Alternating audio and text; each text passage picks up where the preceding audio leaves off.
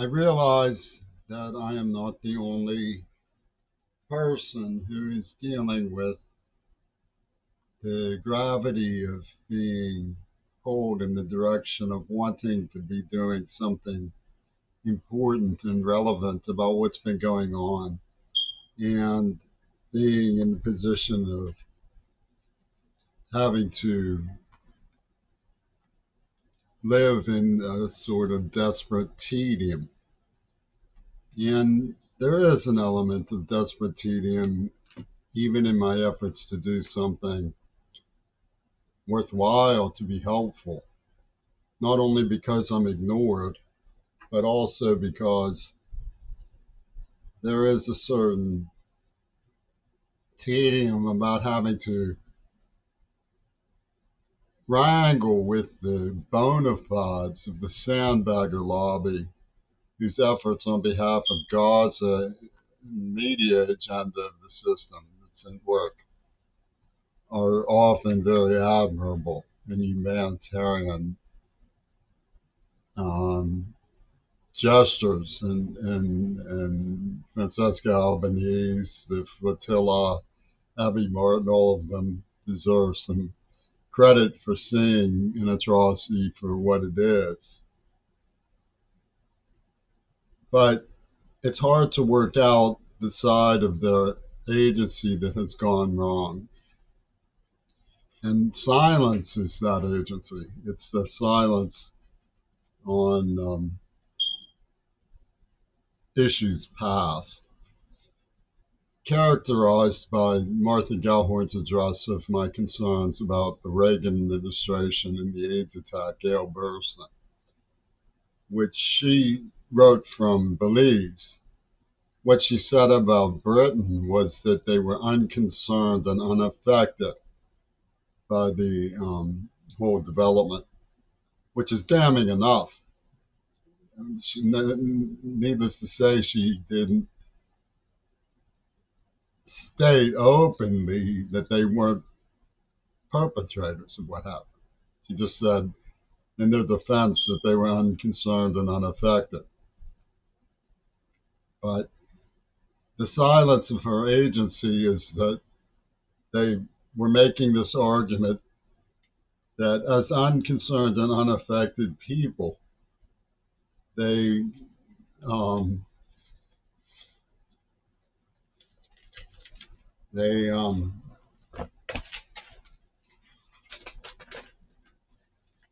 should be considered heroic talents dealing properly with the situation. I'll be right back.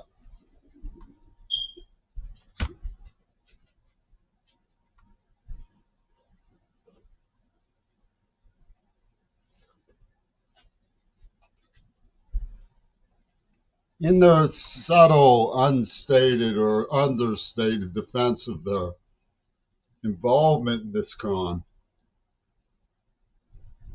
people like Galloway hint at an ongoing investigation. Well, when it comes to Peter Gabriel's secretary and Paul McCartney, we know what the investigation consists of: guerrilla theater production of attack, prostitution, setting up two virgins, pussy ball, and a corporate struggle over copyright claims. So it's the usual song and dance of people trying to get the journalistic 30 put at the end in their byline. And it gets pretty gory when they get going. They rip or murdered a girl at the penny line. So what I'm trying to go into are some of the rabbit holes that arise when you're dealing with Martha Gellhorn and Patricia Fripp, of course.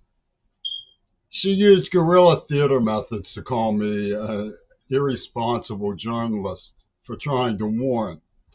And they cleverly, now you're talking about people who worked with Attica State Prison psychiatry in inflicting a deaf person with a neuroplasm. And then jeered me as engaging in psychobabble. And I wasn't allowed to go to college, so it wasn't nobody taught me sign language. So it wasn't like I was studying the things they were studying. I didn't know about linguistic anthropology, for example. So it's hard for me to say the conscious contents of the lyric sheet that was published by these defenders of Gail Burston and Ian Wattenmaker were in fact conscious contents that identically articulated the same pattern. Greg Carl even wrote the persona, the dialectic is established at the onset, which was between paranoia and poison, pigment and figment. So guerrilla theater was their alternative to what they considered irresponsible journalism. In other words, attempts to warn.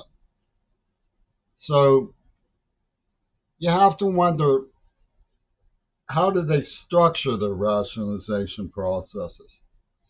One of the ways that they do it is through Václav Havel's deification of John Lennon. John Lennon used to say that he would just hit one note and ram it home. So there you go.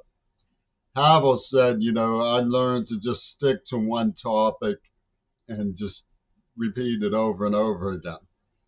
So if they're evading something, it helps to have something that they can make it look, it's called reframing the arguments or preemptive framing.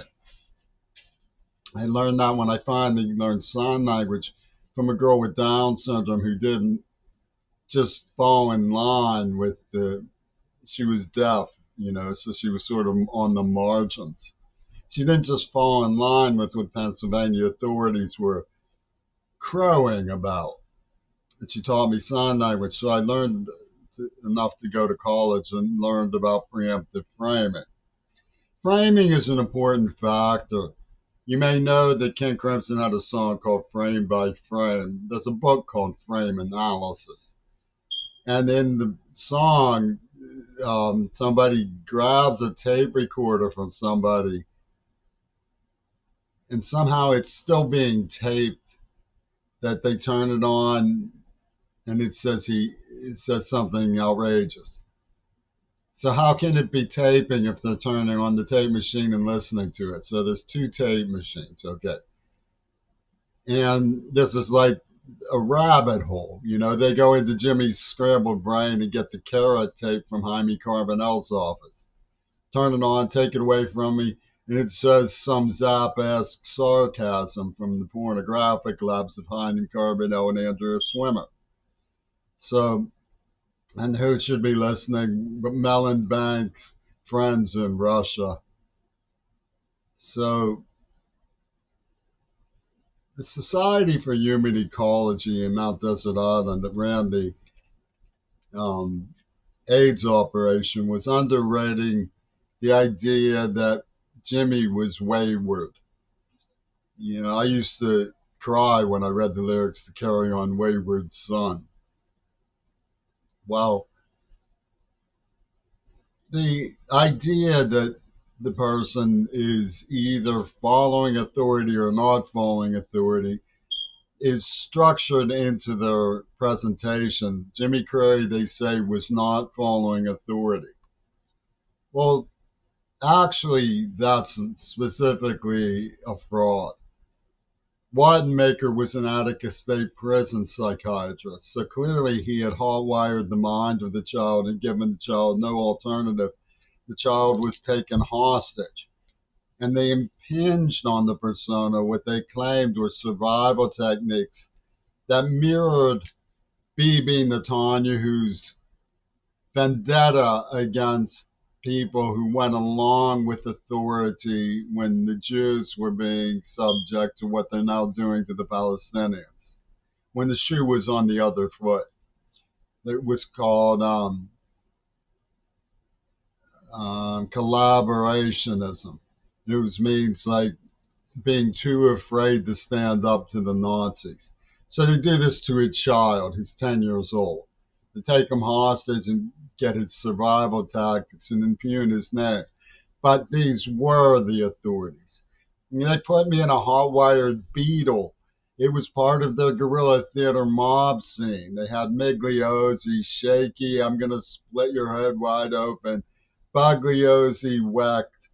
I mean, they were not allowing the child. And so the British came in and started saying I should have been a child soldier.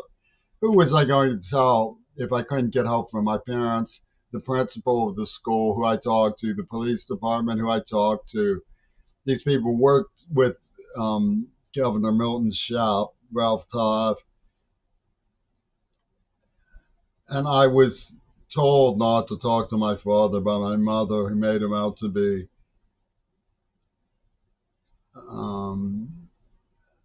perpetrator of abandonment, that it was my honor not to talk to him for her sake. So when you look at what the question is of authority, they're trying to stop me through Václav Havel and John Lennon's banging on one note over and over again. In other words, they don't talk about me hiding in a towel closet, going to the principal, saying I was going to be killed, disappearing, trying to talk to the FBI. They don't go into any of that. They say that Billy Gudendorf's sister stood at the end of an alley with Didi Mancini, turned around and stared at me, Germany and Italy working with Shiono, the Japanese people. And therefore Jimmy wanted some, they say. So Seattle comes in, poisons me, and says, okay, you warned everybody, now goodbye. You know, I'm fighting all kinds of things. And they say you should be motivated by love slavery, by love. That's what should be your motive, is to be motivated by love. Actually, there is a problem in American society when it comes to the way that we've been divided.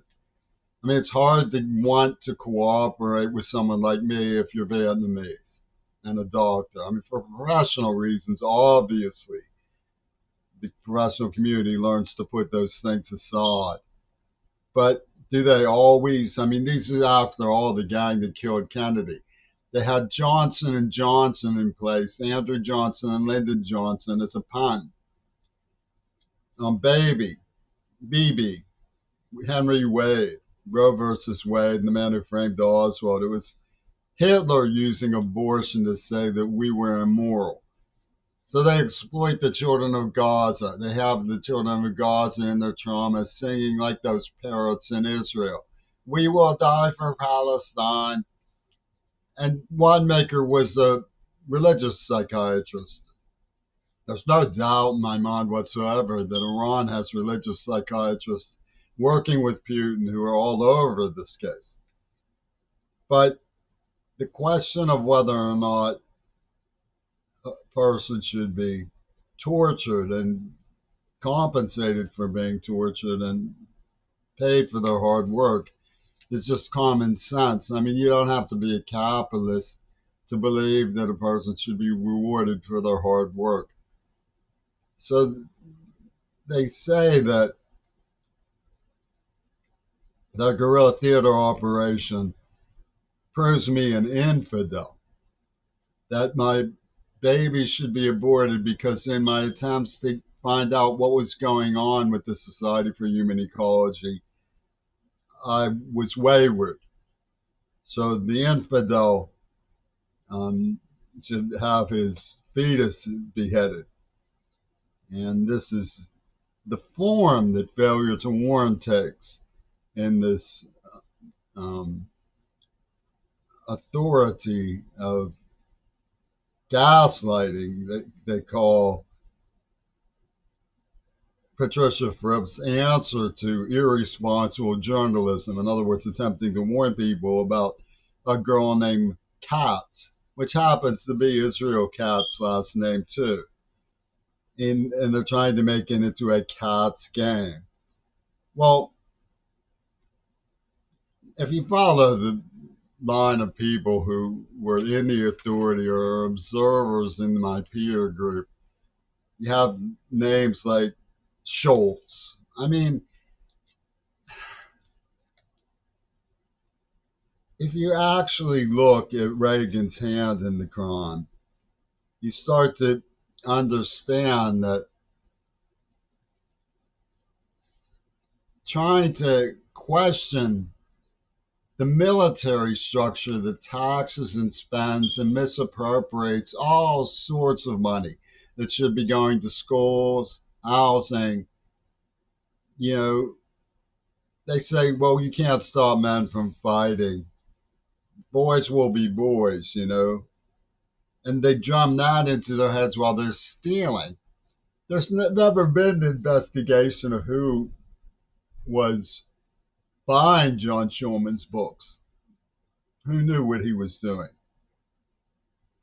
It was a don't ask, don't tell situation because Hillary Clinton and Bill Clinton were defending cats with Patricia Fripp. So we know what the zero-sum game symbol it means too on the Neva Corporation with the C and the Star of David. If you want to make money, you better be prepared to fight to the death. And they're just stealing everything. They stole Schulman, stole things. They're just robbing everybody. And they killed JFK, so it's not like it's some normal authority group who's trying to be helpful and whose complicities should be revealed as the good guys acting in the name of love themselves. They're stealing, committing genocides. Now, I don't see how I'm doing that by trying to get help and warn it.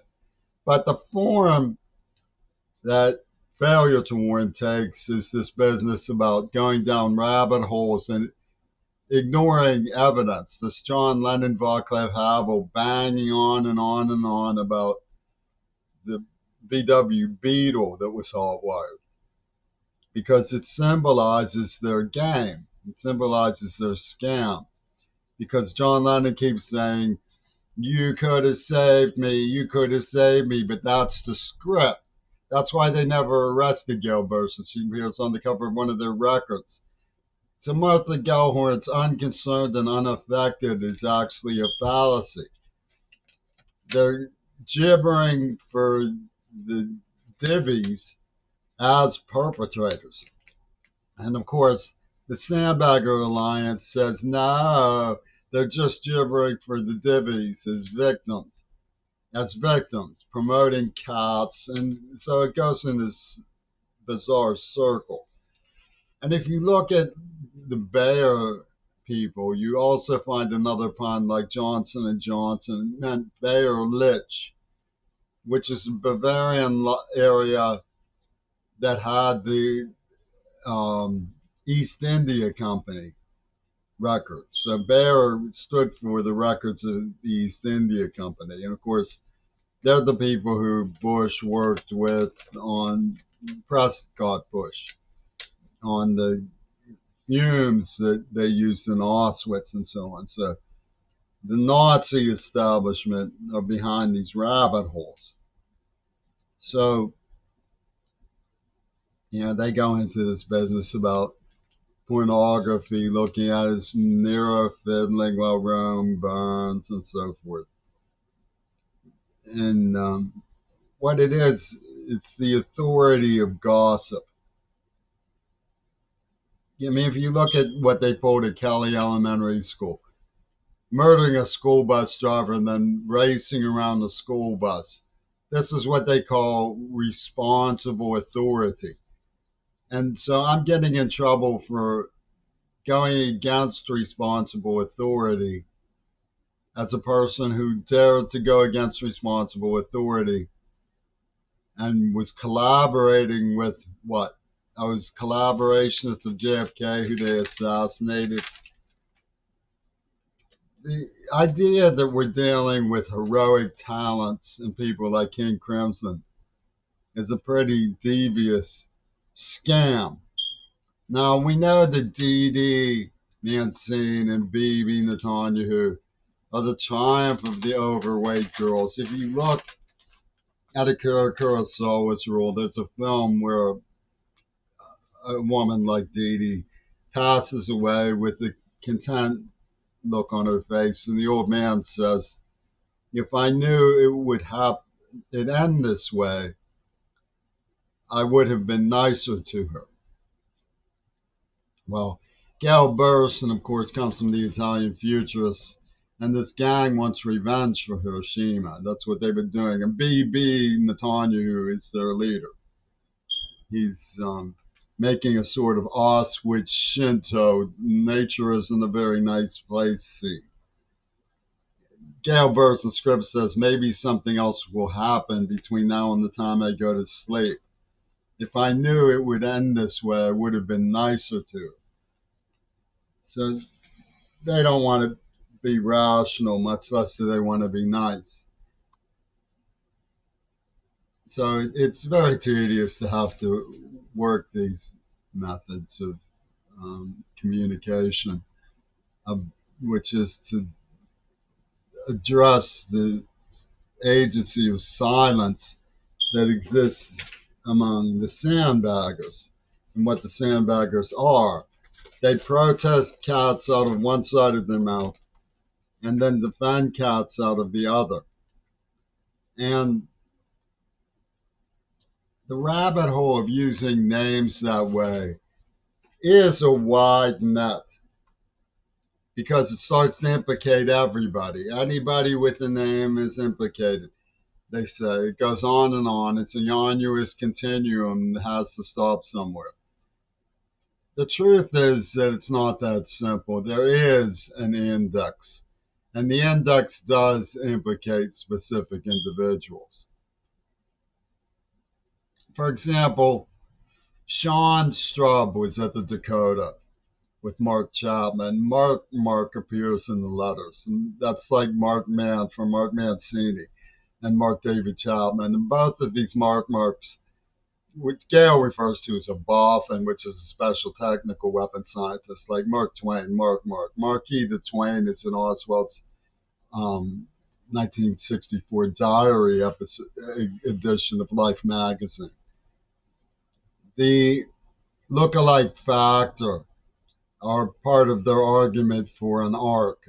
They come from Tamo de Jong's representation of theory on the cover of In the Wake of Poseidon by King Crimson. But it's not just the Poseidon adventure of Tamo de Jong. It's also the fact that there are books like The Hero with 1,000 Faces, Carl Jung's Psychology. It's this idea of heroic talent, managing by frame analysis and preemptive framing, the way people do all this in John Lennon's name for his trickery. But the index is perfectly clear. It symbolizes human beings as viral replication. Like Polly lived with Gail Burstyn. There was Polly Soundstone on Mount Desert Island. Well, her dog was named Calhoun. You think maybe that means President Calhoun, but actually there was a mouse experiment who showed that overpopulated mice turn on each other. So, Jackson Labs went up in flames. It's this idea that you can turn mice on each other by saying, oh, that one's a racist, that one's a spy, that one's this, that one's that. And it's the authority of gossip that Patricia Fripp, in her guerrilla theater espionage, considers the heroic talent of banging on one theme while ignoring that. For example, I was hiding in the towel closet to try to keep away from these people. And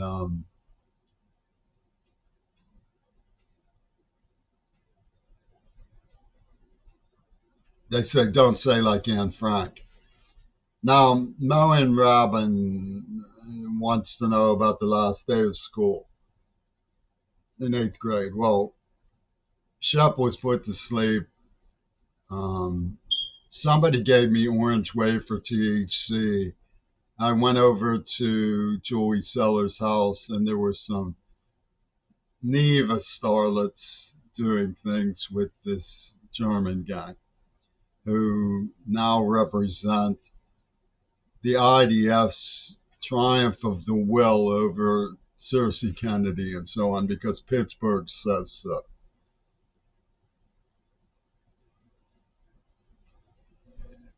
Was I obeying authority? Is that your point, Moen? Your point is I was obeying authority. Which authority was I obeying? Iranian psychiatry.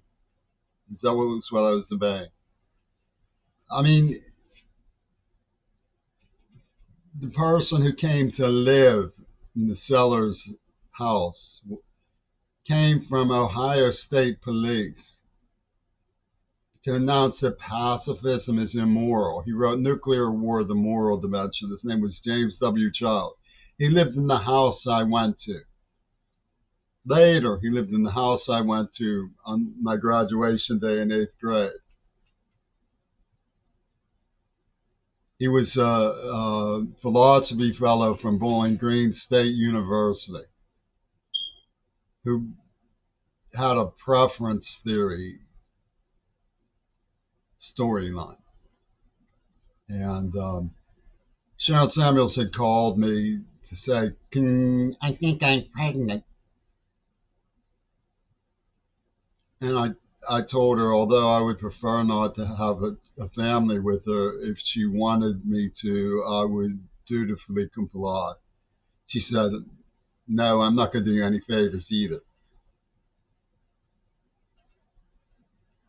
This is guerrilla theater. And this is supposedly the alternative to identifying the perpetrators, is to exploit me as basically what happened is that the concept of CMU Laboratories was to make the earmarked golem into a dialogue box for the pornography pirate. And so they're extruding for Jaime Carmenel's natural language system with the help of Putin and so on. And their message seems to be that they want to adopt the idea that Gaza is just abortion writ large, that we have to adopt two virgins, pussy ball, war game, and execute anybody who violates any law whatsoever. So if you listen to Lenin's ideas about drug liberation, for example, and smoke marijuana, you should be put to death because you're doing what? Obeying the Attica State Prison psychiatry authorities, and that makes you a collaborationist.